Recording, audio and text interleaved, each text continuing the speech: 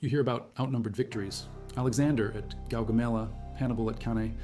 But there's a frozen field in western Poland where 9,000 Swedes didn't just beat double their number. They erased them. February 3rd, 1706, near a town called Fraustadt, today's Wschowa. 37 Saxon cannons, 0 Swedish. 20,000 Saxon and Russian troops in defensive positions behind wooden stakes and frozen marsh. 9,400 Swedes coming straight at them. General Johann Matthias von der Schulenburg rides his lines shouting no quarter will be given. He sends envoys to Potsdam telling the Prussian king not to shelter Swedish refugees after the battle. 2 hours later, 7,377 Saxons and Russians are dead. Another 7,300 taken prisoner. Swedish dead? 400. This is how you destroy an army when you're outnumbered 2-1. 35,000 Russians routed by 8,000 Swedes in a snowstorm. Then the Saxons at Duna in 1701. Then at Kliszów in 1702, where 12,000 Swedes broke 18,000 Saxons and Poles. The Swedish king is deep in Poland, installing his own man Stanislaw Leszczyński on the throne. Augustus the Strong, Elector of Saxony and former king of Poland, wants his crown back. Tsar Peter I, once Sweden broken. Between them, they have the numbers. Against them, Sweden has something else. Training, discipline, and a tactical system the rest of Europe can't handle. This script is researched and factual using sources from Oskar Sjöström's definitive study, Fraustadt, 1706, et Falt Farget Rot, published by Historiska Media in 2008 and cross-referenced with primary documents from Renskjolds. Personal journals archived in Swedish military. Records and published in multiple scholarly editions, including those analyzed in Carl Gustaf Renskjold's Wikipedia biography, updated through April 2025. Now back to the information. 9,400 men under General Carl Gustaf Renskjold, born 1651, veteran of Narva, where he drafted the battle plan, veteran of Kliszów, where he coordinated the Swedish wings. In summer 1705, Renskjold commands 5 infantry regiments, 3 cavalry regiments, 5 dragoon regiments.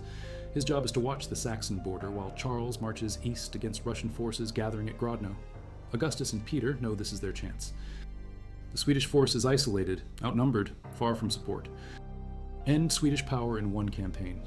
Schulenburg has 9,000 Saxons, 6,300 Russians, 4,000 cavalry, 37 artillery pieces, French mercenaries, Bavarian mercenaries, Swiss pressed into service.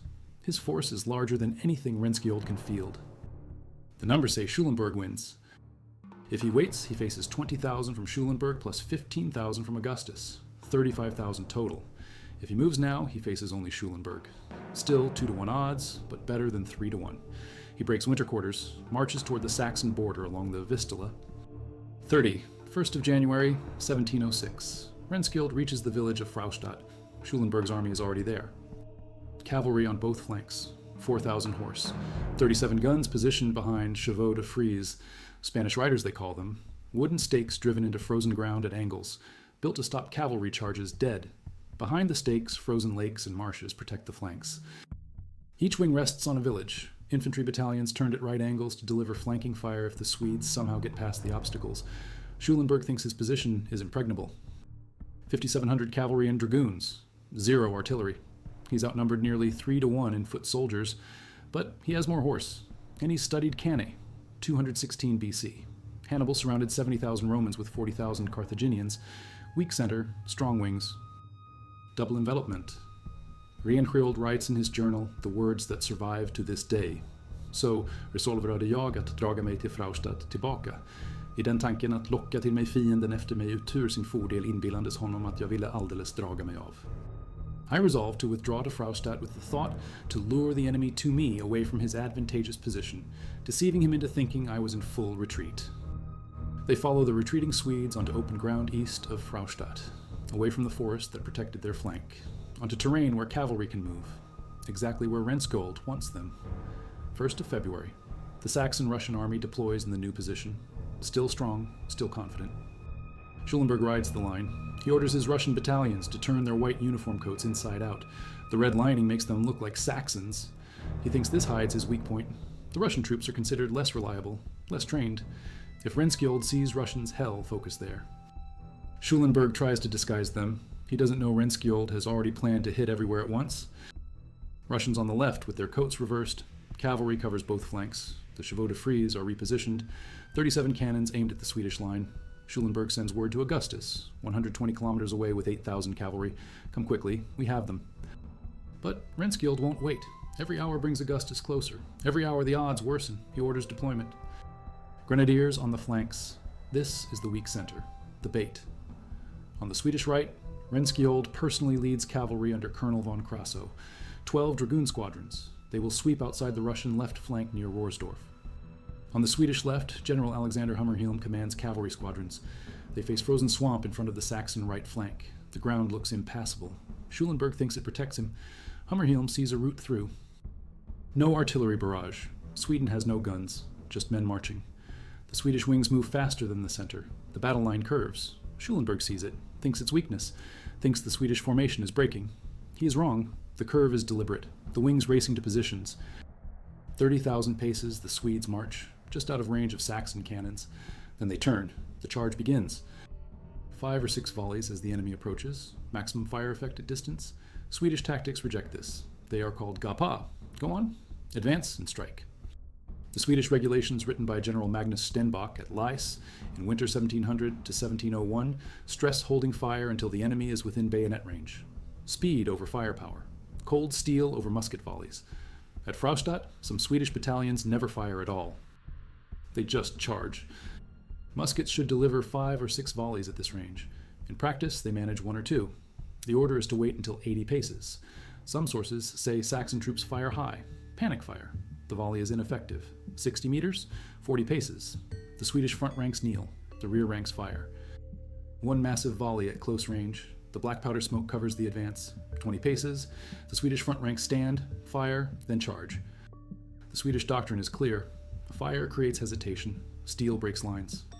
At Holuxen in 1708, Charles XII himself orders battalions not to fire at all, just charge. The men who carry muskets also carry swords. Swedish blade design is a royal concern. The infantry runs forward, not marches. Runs. Even at Poltava in 1709, when the Swedish attack fails and the army is exhausted, eyewitness accounts describe the foot soldiers running so fast they're almost leaping. This is not parade ground advance, this is shock assault. But the center is the feint. The real destruction comes from the wings. On the Swedish right, Renskild and von Krasow lead 12 dragoon squadrons around the outside of the Russian left flank. Dragoons are supposed to be mobile infantry. Mounted troops who ride to battle then dismount to fight on foot. Renskild ignores doctrine. He uses dragoons as cavalry. They have the same weapons as regular horse, sabers, pistols, but also muskets and bayonets.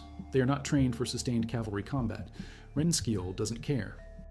He needs numbers on the wings. The dragoons charge at full gallop. Aims them at the rear of the Russian infantry line. The Russians in the center are already engaged with Swedish foot to their front. Now Swedish cavalry hits their backs. The inside outcoats don't help.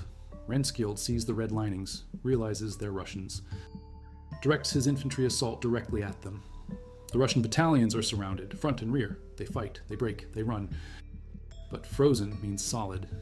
Hammerhelm orders his squadrons into the marsh. The horses struggle. The advance slows. Saxon cavalry near Geiersdorf sees the Swedes bogged down. They don't attack. They wait. Fatal mistake. Hammerhelm regroups on the far side. The Swedish cavalry emerges from the swamp. Forms ranks, charges. The Saxon Garde du Corps and Chevalier. Guard are elite units. Best troops Schulenburg has. They stand. The first Swedish charge is thrown back. Hammerhelm rallies, charges again. And again. 3 charges. The third breaks the Saxon line. The Guard cavalry flees. Now both Swedish wings are behind the Saxon-Russian flanks. The double envelopment is complete. Renskild's center pushes forward against the Saxon middle. Von Krasow hits the Saxon left from behind. Hammerhelm hits the Saxon right from behind. The Saxon infantry fights well at first. The right flank elite troops inflict casualties on Swedish foot, but they are surrounded. Pressure from 3 sides, front, left, right. The battalions buckle. Regiments break formation. The Saxon middle sees its flanks collapsing. Panic spreads. The Saxon-Russian line shatters. The army flees south through Fraustadt. The Swedish cavalry is already there. The fleeing infantry meets Swedish horse to their front. Swedish foot to their rear. No escape. Saxons throw down their weapons. Russians surrender. The killing continues. Some sources say the massacre lasts through the afternoon. The field turns red. Dragoon Joachim Leith writes an eyewitness account. General Renskiold orders a ring of dragons, cavalry, and infantry lined up. Out of this, all remaining Russians must assemble. About 500 men who are soon and without mercy shot and stabbed to death so that they fell over each other. Civilians massacred. Others say it's because of the inside outcoats. Hiding identity is considered dishonorable. Grounds for denying quarter. Lieutenant Colonel Niels Gyllenstierna of the Norra Skanska Cavalry Regiment writes that the Russians are all but a few hundred massacred, since we could not give quarter in the beginning because our left wing still stood in full fire. Historian August Quennerstedt argues the massacre never happened. Gustav Adlerfeld agrees. Both suggest the deaths occurred during pursuit, not execution. The left-wing cavalry cutting down fleeing troops. Historians Henning Hamilton and Oskar Sjöström in his 2008 study question whether any organized massacre took place at all. What is not debated are the final numbers. 2 hours of battle. 7,377 Saxons and Russians killed on the field. Another 7,300 to 7,900 taken prisoner. 2,000 of the prisoners are wounded. Swedish casualties? 400 dead, including Colonel Gabriel Liljehook, commander of the Kronoberg Regiment. 1,000 wounded. The Swedes capture 71 banners, all 37 Saxon guns, 11,000 rapiers, 11,000 muskets. Schulenberg escapes with a bullet wound to his hip. His army is destroyed, 4/5 dead or captured. 20,000 Russian troops are besieged at Grodno by Charles XII. If Charles breaks through after Fraustadt, the road to Moscow is open. Peter's recent reforms have made enemies. The Muscovite nobility waits for an excuse to rebel. A Swedish invasion could trigger it. Peter uses the alleged massacre of Russian prisoners for propaganda, claims Renskiold is a butcher, uses it to rally support, but he also evacuates Grodno before Charles can close the trap. Demand disbandment of the army. Augustus has no choice. September 24th, 1706, the Treaty of Altenstadt. Augustus renounces all claims to the Polish throne, recognizes Stanislaw Leszczynski as king, agrees to never support Polish opposition to Sweden, breaks alliance with Russia. Returns Swedish prisoners. Sweden occupies Saxony. Charles XII establishes headquarters at Altenstadt village. Spends the next year replenishing his army. European dignitaries travel to pay court. The Swedish king is at the height of his power. Made a count. Charles XII writes to him personally. The letter doesn't arrive until August 1706. Renskiold doesn't know about his promotion for 6 months. When he finally receives it, he is already planning the next campaign. Russia remains. Peter has used the time well. The disaster at Narva taught him. The defeat at Fraustadt reinforced it. The Russian army is being rebuilt, modernized. Swedish-style drill is copied. Firepower is increased. New fortifications are built. Peter constructs St. Petersburg on land taken from Sweden in Ingria. The fortress becomes his naval base on the Baltic. The war is not over. Winter 1708 to 1709 is catastrophic. The worst cold in 500 years. Swedish supply columns are destroyed. Expected Ukrainian reinforcements never arrive. The army starves. By spring 1709, Charles has 17,000 effective troops. He besieges Poltava fortress near the Vorskla River. Peter brings 40,000 Russians to relieve the siege. 80,000 total Russian forces in the area. Bullet shatters bone. The king cannot walk, cannot ride, is carried to battle on a litter. Command falls to Renskiold. The Swedish plan is another surprise attack. 4 columns of infantry storm Russian redoubts before dawn. 8,170-foot soldiers. 7,800 cavalry follows. Drive through the fortifications. Form on open ground. Roll up the Russian line. Trap Peter's army against the river. Standard Swedish tactics. Aggression. Speed. Shock. Russians discover the advance. Sound alarm. No surprise? Renskiold orders infantry to continue anyway. The Swedish columns hit the redoubts, take casualties from artillery and musket fire, push through, but the formations are disrupted. Columns don't coordinate. Russian cavalry counterattacks. Swedish horse is driven back. The infantry reaches open ground in front of Russian camp, forms battle line, but it's weakened. 8,000 against 40,000. The Russians advance in overwhelming numbers. Swedish volleys break Russian first line.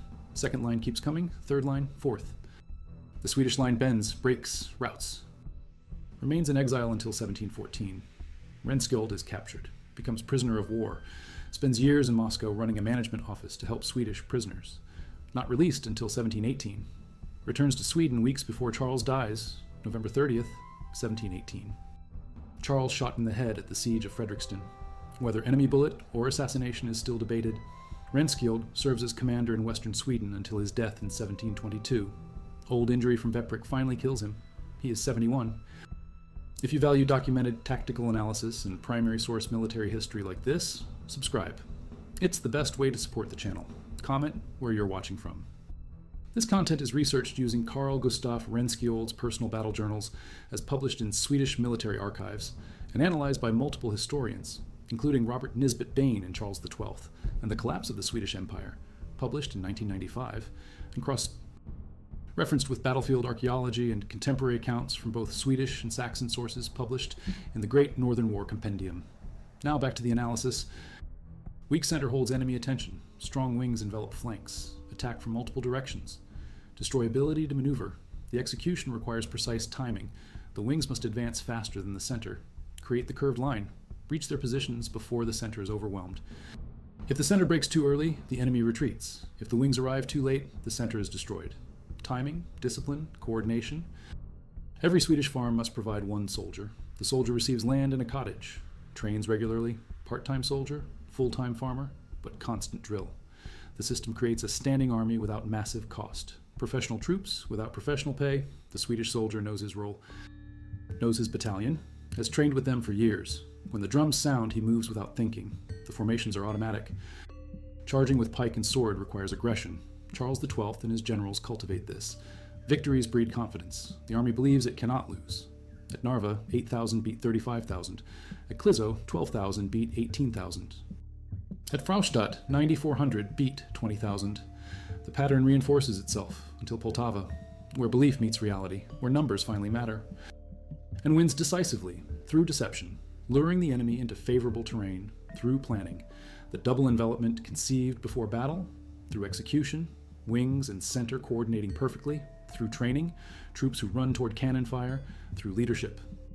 Renskiold personally leading the right wing charge, through aggression, no defensive fighting, all attack. But numbers aren't enough. The cavalry must break enemy horse, must maintain formation through difficult terrain, must coordinate with infantry attack, must resist the urge to pursue broken enemy cavalry instead of completing the envelopment. At Fraustadt, all of this happens. The Swedish wings drive off Saxon cavalry, then turn inward to hit infantry. Discipline, training, experience. Swedish doctrine emphasizes cold steel, minimum firing, maximum charging. The logic is simple. Muskets are inaccurate. A volley at 50 paces might hit, might not, but a pike thrust at contact always hits. A sword slash at contact always hits. If the enemy is disrupted by one volley at 20 paces, the charge finishes them before they can reload. Speed prevents second volley. Shock breaks formation, steel kills. Must be willing to take casualties approaching. Must trust their training. The defending troops must rely on firepower, must wait to fire, must be willing to receive a charge. At Fraustadt, these conditions exist. Schulenburg's army is mixed quality: Saxons, Russians, French mercenaries, Bavarians. Swiss, no unified training, limited cohesion. They rely on numbers, fortifications, artillery. When the Swedish charge breaks their line, they panic. When both flanks collapse simultaneously, they rout. 3,700 infantry cannot hold 16,000 indefinitely, so he doesn't try to hold. He attacks. The center advances to fix the enemy, prevent them from shifting to meet the wing attacks. The wings deliver the decisive blow. One wing may arrive before the other. At Fraustadt Hummerhelm's left wing struggles through frozen marsh, takes longer. Krasow's right wing hits first. The attack is not simultaneous but sequential. The rolling pressure prevents the Saxons from concentrating defense. As soon as they shift troops to meet Krasow, Hummerhelm arrives. The enemy cannot respond. At Fraustadt, both wings attack, but the principle is similar. Concentration of force, attack the decisive point, fix the enemy elsewhere, win before they can respond. Increases firepower, adds artillery, builds fortifications, waits for Swedish aggression, then counters it. By Poltava, the Russian army is transformed, disciplined, coordinated, numerically superior. The Swedish charge that worked at Narva and Fraustadt fails at Poltava. The tactics haven't changed. The enemy has 71 captured banners, 37 captured guns. Schulenburg escapes wounded. His army is annihilated. Augustus, the strong, loses the war. Sweden dominates Northern Europe for 2 more years. The villages of Rohrsdorf and Geiersdorf still exist. The ground between them is plowed fields. Nothing marks where the Swedish wings charged, where the Saxon line broke, where 7,000 died in 2 hours. Oskar Sjöström publishes his study in 2008, Et Folkfarget Rot. A field-colored red, based on Swedish military archives, Saxon reports, Russian accounts, archaeological surveys. He maps the deployment precisely, shows the terrain, explains the tactics. The book includes diagrams from contemporary sources, regimental positions, cavalry routes, artillery placement. The double envelopment becomes clear. Some say 20,000. The ratios stay consistent, 2 to 1. The casualty figures vary slightly, 7,377 dead, or 7,400, or 8,000, 7,300 prisoners, or 7,900, 400 Swedish dead, or 427, 1,000 wounded, or 1,500. The ranges are small, the conclusion is identical, overwhelming Swedish victory. Point to Lith's eyewitness account, point to multiple Swedish sources mentioning it, point to Russian propaganda that couldn't be effective without some basis. Other historians question it, point out no Saxon sources mention mass execution, point out Russian casualties could be pursuit deaths, not executions, point out the chaos of battle makes eyewitness accounts unreliable. The truth is probably mixed. Some Russians were executed. How many is unknown. Whether by order or by individual Swedish troops acting in heat of battle is unknown. Whether the inside-out coats played a role is unknown. What is known is that Russian prisoners received worse treatment than Saxon prisoners, that 500 Russian dead are specifically mentioned as post-surrender, that the incident became propaganda tool for Tsar Peter. Sweden controls Poland, Charles XII replenishes army, prepares invasion of Russia. The road is open, the momentum is Swedish for 2 more years. Renskiold is at his tactical best. The Karelian army is at maximum confidence. The Gaypaw tactics are unstoppable. 9,400 destroy 20,000, the killing ground. Numerical superiority is not decisive. Tactical excellence is decisive. Fortifications are not decisive. Maneuver is decisive. Firepower is not decisive. Shock is decisive. Given equal training and morale, the larger army wins. But training and morale are not equal. At Fraustadt, they are radically unequal. Professional Swedish troops against mixed mercenary forces, unified command against divided allies, single tactical doctrine against multiple competing systems, cohesion against confusion. Writes in his journal that he intends to lure Schulenburg into favorable terrain, intends double envelopment from the start. The plan is not improvisation, not reaction to battlefield conditions. It's premeditated. The withdrawal from Schlava to Fraustadt is calculated. The deployment between the villages is chosen. The weak center is intentional bait. The strong wings are the trap. Schulenburg walks into it. He sees the Swedish curved line as weakness, sees the slow wing advance as disorganization. By the time he realizes the danger, both flanks are collapsing.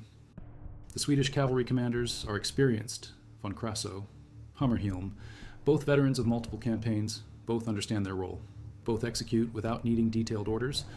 Renskiold leads the right wing personally, but doesn't micromanage. The wings coordinate through training. Through shared tactical doctrine, through years of fighting together, when Hammerhelm faces the frozen swamp, he doesn't wait for orders, doesn't send messengers asking what to do. He makes the decision, takes his squadrons through difficult terrain, completes his part of the envelopment. This is what professional armies do.